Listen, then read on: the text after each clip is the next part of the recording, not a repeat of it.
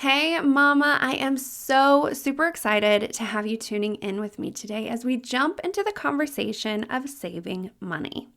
Now, we all know that we should be saving money, but the big question is, what should we be saving money for? And as I say all of the time, each family is going to be different because we have different priorities. But I have still found that there are 5 constants that each budget should have. Now, how you handle each category and create boundaries and the amounts that go into those categories, that will differ based on your priorities and your values per each family, right? But by knowing what these categories are, it will take the guesswork out of what it is that you should be saving your money for. So, while we head into this beautiful season of fall, go grab that stroller so that you can enjoy, the last bits of the season, and let's get to it. Do you find it hard to save or get out of debt? Are you constantly searching for ways to save money and live on a budget? Do you have big dreams only to be stopped by not sticking to your budget? Are you ready for financial freedom? Then you, Mama, are in the right place. Welcome to the One Income Family Podcast, where you will learn what it looks like to budget on one income, how to partner with God in your finances, how to budget in a way that's easy to stick to, and how to cut costs and save money, all so that you can start building wealth. It is my mission to equip you with these tools so that you can live in abundance regardless of the amount in your account. Hey, I'm Molly, a budget coach for stay-at-home moms, and I know what it's like to struggle on one income. I've lived paycheck to paycheck, relied on being frugal, and failed many budgets until I learned how to budget without tracking. This has allowed my family to pay off debt and build wealth all on one income. So, if you are ready for financial freedom, then go grab that stroller, plug in those headphones, and let's get to it.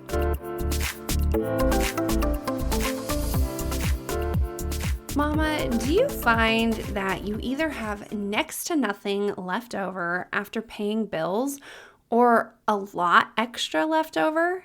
This makes it difficult to buy groceries and gas, especially on the weeks where there's not much left over, and you're just sick of the inconsistency.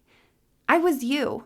My husband, he was paid bi-weekly, which put us in the paycheck to paycheck lifestyle. The first thing we did was we paid our bills. I mean, that's the common sense thing to do, right? But that left us with inconsistent amounts each pay period to put towards everything else. It was hard to track. It was hard to save. Budgeting was a nightmare. I don't want that for you.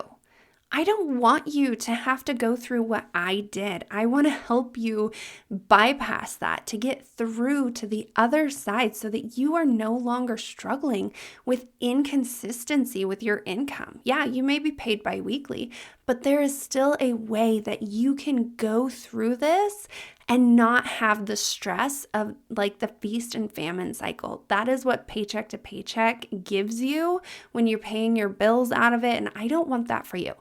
And because of that, for the month of September, I am offering free budget audits so that you can achieve the financial peace you are looking for. It's time to get out of the paycheck to paycheck lifestyle that you are living. It's time to be able to start saving money and working with consistent amounts each time you go to budget, even if your income is inconsistent. If this is something that you've been looking for, all you have to do is email me at mollybennell@gmail.com with the subject line interested. And then together, we can figure out the steps that you need to take to get you from where you are to where you want to be. Again, email me at mollybennell@gmail.com. That's Molly, Molly, Bennell, B as in boy, Enell, @gmail.com. Again, with the subject line interested. And I am so excited to start working with you so that we can get you where you want to be. I've always been pretty good at budgeting and saving and knowing how to manage my money. It's kind of just something that's come easily to me. But there has been a time when knowing what I needed to be saving for was like not something that I knew about, mostly because I had just, I go from living with my dad to then being married to then living with my husband, right?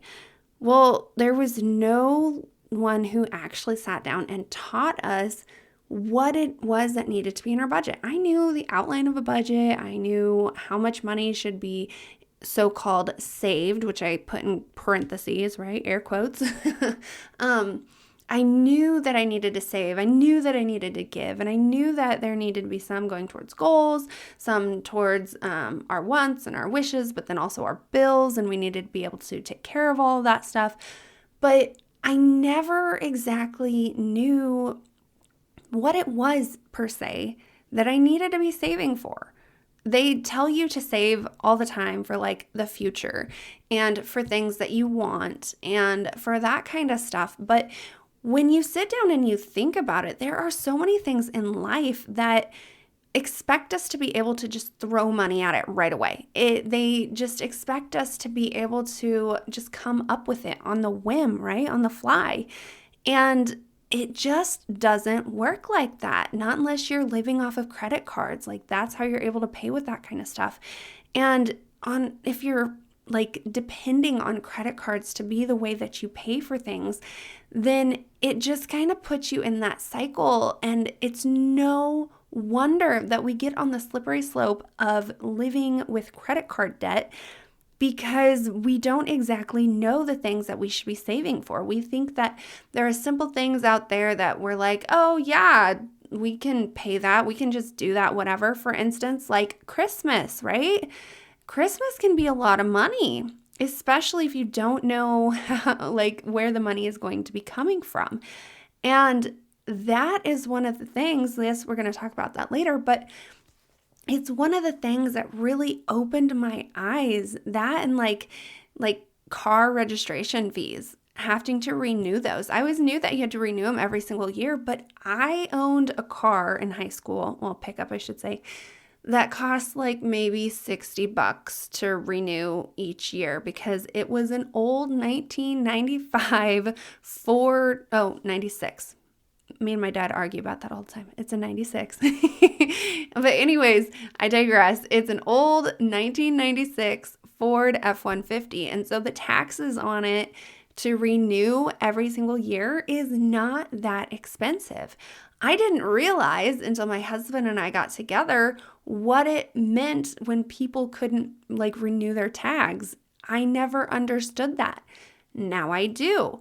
As I live, as I experience things that happen throughout life, that is when I'm like, oh my gosh, like, yes, that needs to be saved for. There's no way I'm going to be able to save up whatever the amount was. Maybe it was 400, maybe it was less. I don't remember I remember the first time getting a car with my husband and it was $400 to renew the registration. And I was like, oh my gosh, are you kidding me? It made me not want to get a new vehicle again, right?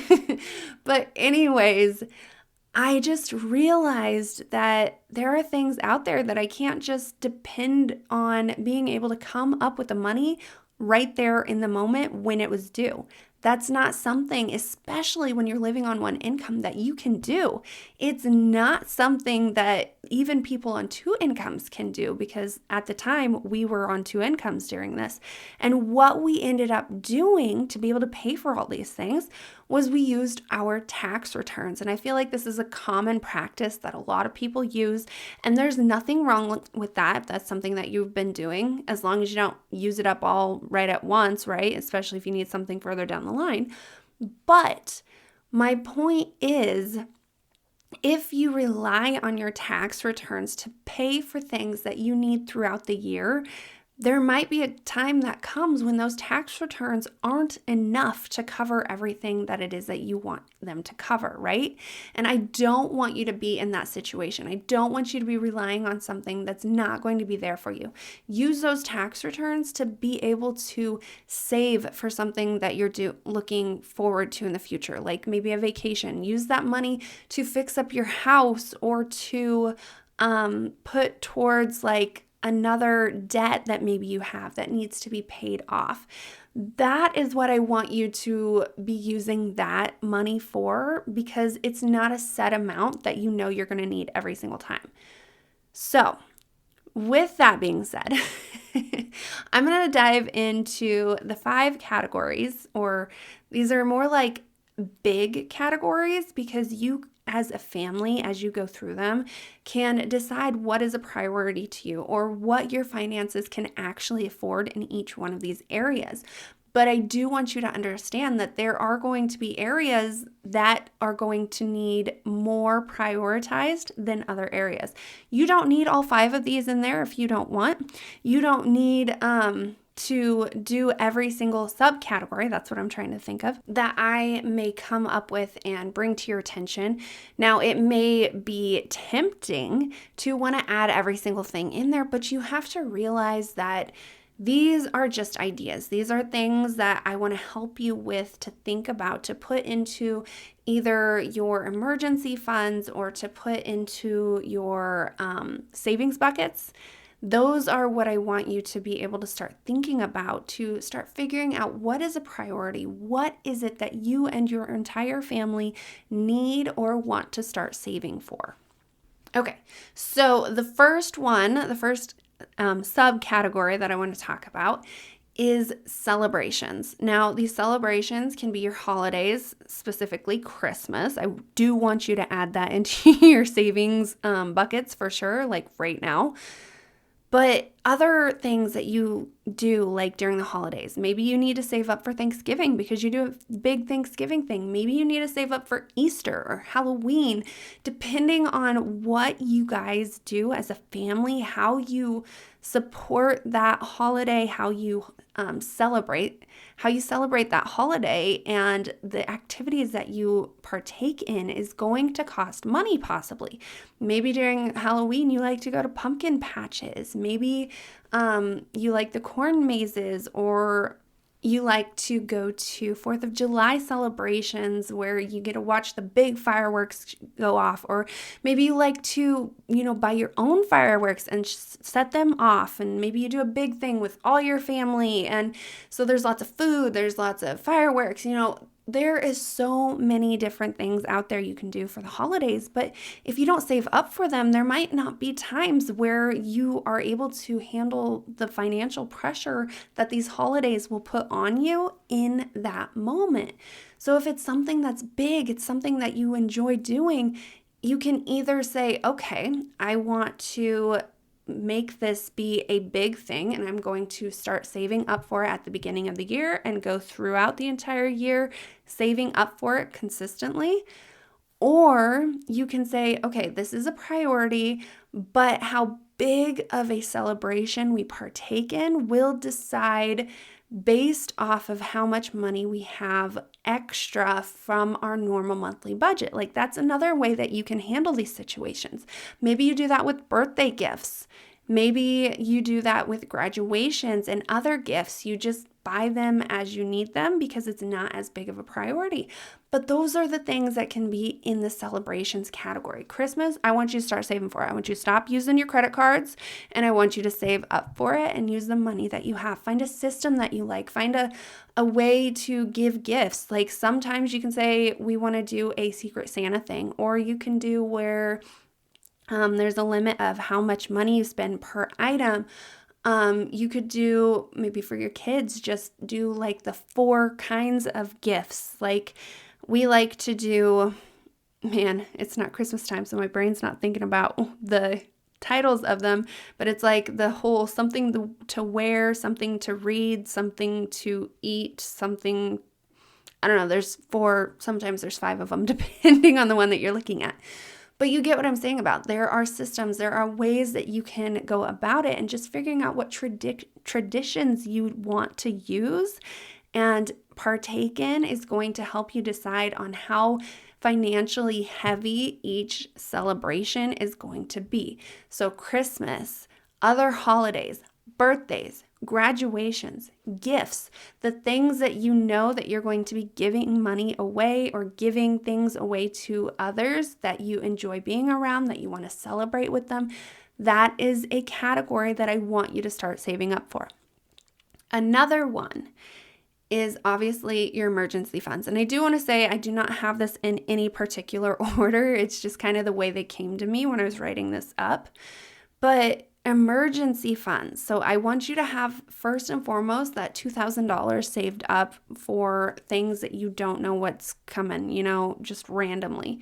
But then I also, when you finally get to a place where you are not like really struggling in debt, because I do want you to pay your debt off first before you dive into this next emergency savings account. But when you finally get to a place where you're not struggling with the debt, you're not struggling with figuring out where your money needs to go, then you dive into 3 to 6 months of income, right? So that if something were to happen, you have that money saved up and you know that you would be able to pay your bills and everything for 3 to 6 months. Those are pretty cut and dry, pretty normal. You hear them all the time. But those are your emergency funds. And that's the second category I want you to remember to be thinking about. A third category that I want you to add to your budget is bulk shopping. So this can be food. This can be like Costco runs or wherever else you have big places to shop at. I don't really have any around here, so Costco's the only thing I can think of off the top of my head. You can do like your beef and your hog here. Like if you buy a half of a beef or a half of a hog, you can put that in your bulk shopping area in that category. You can also put clothes here because I'm pretty sure, there are some people out there, especially if you have the subscriptions, but most of the time, especially on one income, when you go shopping, it's not like you buy one top here, one top there. You kind of do it all at once, especially for your kids when you're like, okay, we're going to go find this bargain place and buy everything for $1, right? I found a store close to me that I really like that's like that. It's just $1 per item. And I go there, but I buy it all at once, right? So I have to save up to be able to handle that financial pressure, even though it's just $1 per item. But I'm still buying her entire wardrobe for the year because it's the simple and easiest thing to do. And even though it's close to me, I say it's close to me, but it's still a 4-hour drive to get there. So I'm not going to go there multiple times in order to get that, right? Also, like if you want to go to Goodwill, you don't generally decide, oh, hey, I want to go to Goodwill once or twice a week to finally find the clothes that I want. You tend to do it all at once and you find the things that you want, right? So you need to be able to save up for that. So I want you to have a bulk shopping category for you to put into your budget. The fourth category that I want to talk about, and this is the one that when I realized that I was struggling to save up for things other than Christmas, this is what I was like, oh my gosh, I need to start saving up for this. Like we've already talked about it, but renewing my car registration. I did not know how expensive when I first, got my expensive car, which it really wasn't expensive. It was only like $14,000. But to me, that was a lot when I usually only bought something that was about $5,000. So car registrations was not a lot of money for me. And when I got a more expensive vehicle, I was like, oh my gosh, okay, I never want to buy a brand new vehicle because I don't want to deal with this. But you get what I'm saying? Like I then all of a sudden was like, oh my gosh, where's this money coming from? And I'm sure that this is a common thing for a lot of people. And I just relied on my tax returns to be able to pay for that. Well, I don't want to have to do that. I don't want to have to rely on something that might not be there or it might not be enough. I want to have that in a savings account. And so that is what the number 4, and this is a really important one, just like your emergency, is annual expenses. So things like renewing your car registration, taxes. Could be land tax if you don't have a mortgage. If your mortgage is paid off, you still have to pay land tax. It may be the fact that you are somebody who owns your own business or is paid through like a 1099 instead of a W-2. So you're going to have to pay taxes in. So you need to be saving up for that. Maybe you don't like to do taxes yourself, so you need to save up for an accountant to be able to pay for that, right? Those are things like memberships and insurances, propane, because it's a seasonal thing. It's not something you're using throughout the year. And yeah, the propane companies, some of them have like where you can like pay in throughout the year to ease that pressure. But you can also do it yourself if you start saving up for in your annual expenses. These are things that you need, your annual expenses and your emergency funds. I believe right now at the beginning of your financial journey are the most important to be saving up for. The other ones are kind of nice to haves because there are ways you can get around it, right? You can still like go clothes shopping with whatever's extra. You can do your bulk pantry shopping by figuring out how to slowly buy things up instead of all at once, right?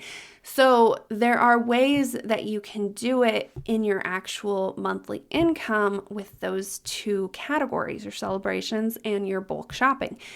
But with your emergency accounts and your annual expenses, those are things that you have no choice but to pay. Like the celebrations, you can just not do it, right? The bulk shopping, again, you can just not do it. You might run out of underwear if you get Holy underwear, but you get what I'm saying. Like those are things that can be pushed off, and we do on one income when we don't have a lot of income, push those off. And that is why I do believe also why it is so important to save up for those things, because we do push off buying underwear and socks because we don't think it's super important. And there are other things that we should be buying in the moment, right? That is why I think it's so important to be saving up for it so that you don't have to go, no, there's no money in this month's income. We're going to just wait till maybe the next paycheck. No, you can get it now because you have been saving up for it. That is another reason why I think it's so important to have that shopping category. But again, back to the emergency fund and the annual expenses. Those ones are things that you cannot not pay. They are part of the bills. They are part of life and the things that come up out of nowhere.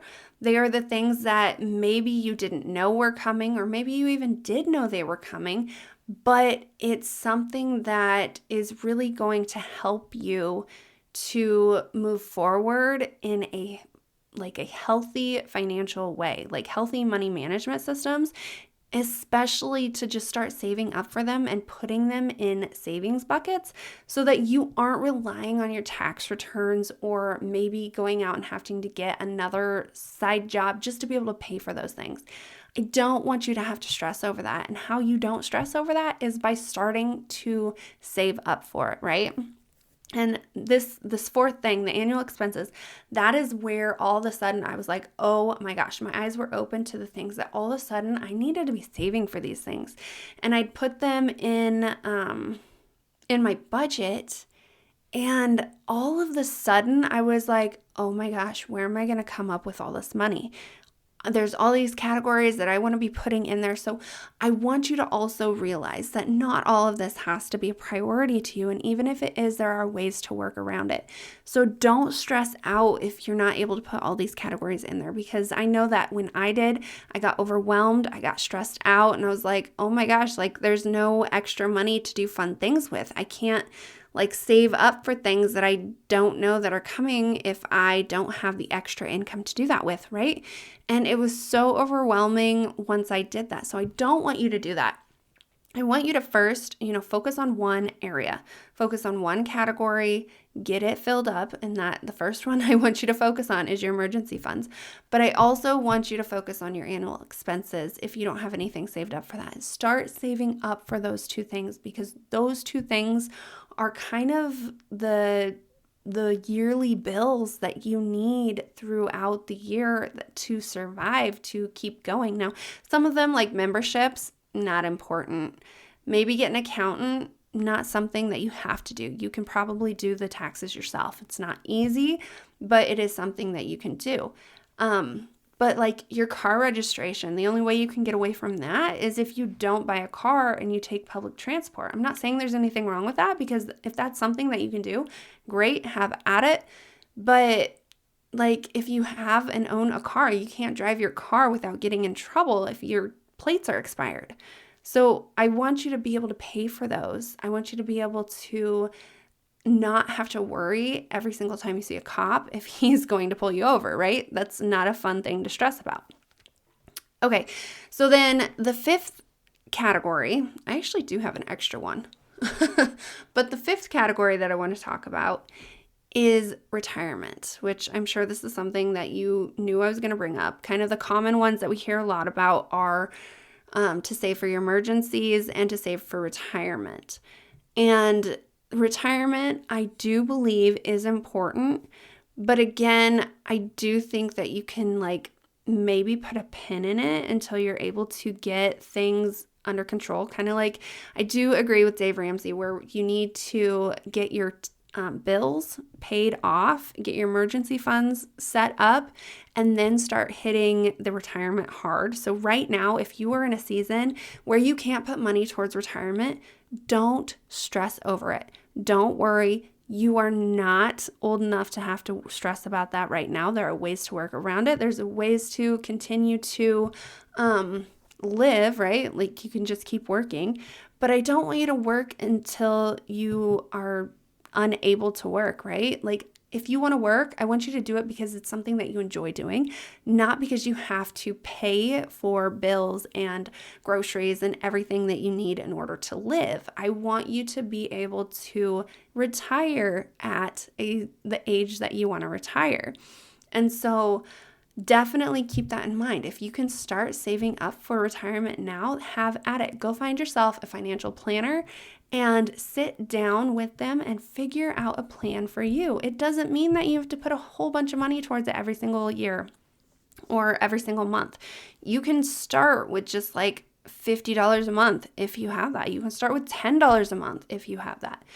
It doesn't have to be a significant amount for it to make a big difference down the road. So please remember, retirement is a long game. It's not the short game. It's looking like clear into the future, not right now. So if you can start just putting $5, $10 towards that a month, you're going to be better off in the future than if you were to wait. So if you can, definitely start saving up for that. Okay, and then like I said, I do have a bonus category.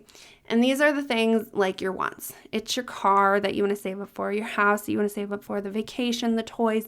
But I want to put a caveat on this. I don't want you to be focusing everything you have for savings towards this bonus category, towards your wants category, or I should say wishes. This is more like a wish, because that is something that you don't have to have. It's something that you want to have. So this is going to be where you really are having to work internally on not giving into that instant gratification so that you can get yourself into a strong financial position before you go and really dive into these wishes that you want for the future.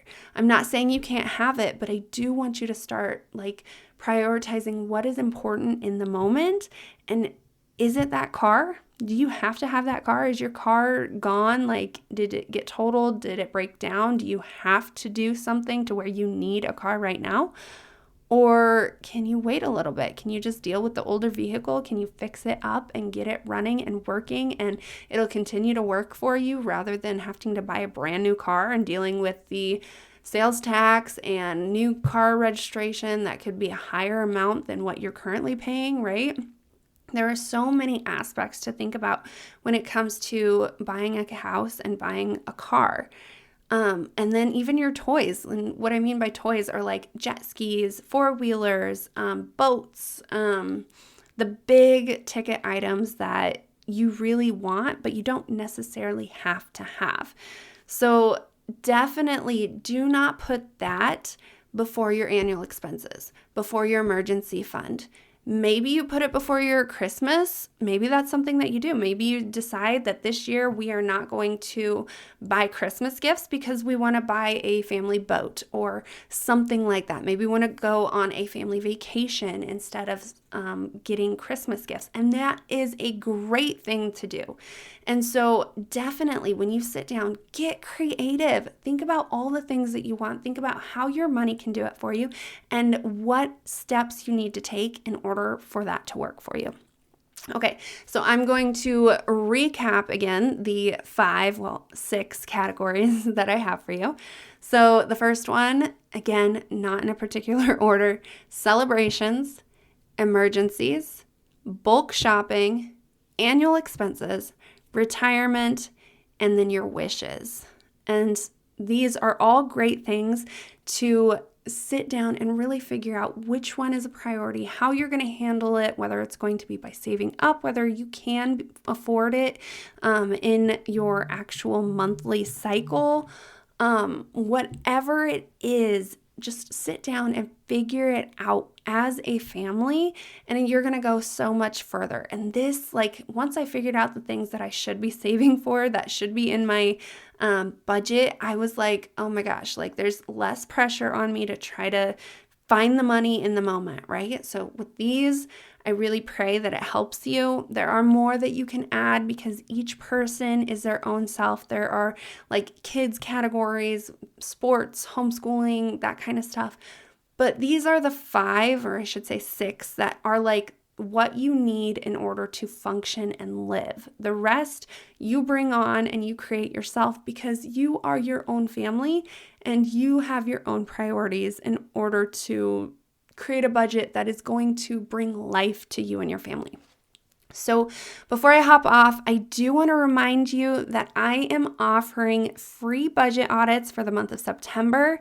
This is something that is going to open your eyes to what it is that you are currently doing in your budget. We're going to figure out where you want to go, and then we're going to put it together and figure out the steps to get you from where you are now to where you want to go.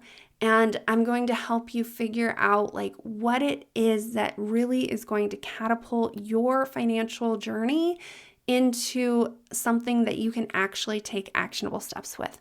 So all you have to do, if that's something that you would like to do, is email me at mollybennell@gmail.com with the subject line interested. Again, that's mollybennell@gmail.com, MOLLY, B as in boy, ENELL @gmail.com with the subject line interested. And with that being said, I'm super excited to get to work with you, to get to know you, to help you on your financial journey and to make it so much easier and less stressful for you. So with that being said, I will see you right back here next week on another episode of the One Income Family Podcast. Before you go, I hope this episode has ignited a fire inside of you, and I pray that it creates long-lasting impact. Did you know that you too can impact other one-income families? All you have to do is leave a written review, and you help get the podcast in the hands of other mamas in need. You can also text this episode to that friend who is also knee-deep in the same kind of chaos as you and inspire them to make a change. Also, your review lets me know that you're enjoying the show, and that lights me up. I get so excited to hear from you. Another great way that we can connect, though, is through the One Income Family community over on Facebook. So after you're done leaving that 5-star review, head on over to the community where you will find other mamas working their way out of the chaos. You can ask your questions and connect with others who truly understand what you are going through. I cannot wait to connect with you in the community. Until then, I will see you right here next week on another episode of the One Income Family Podcast.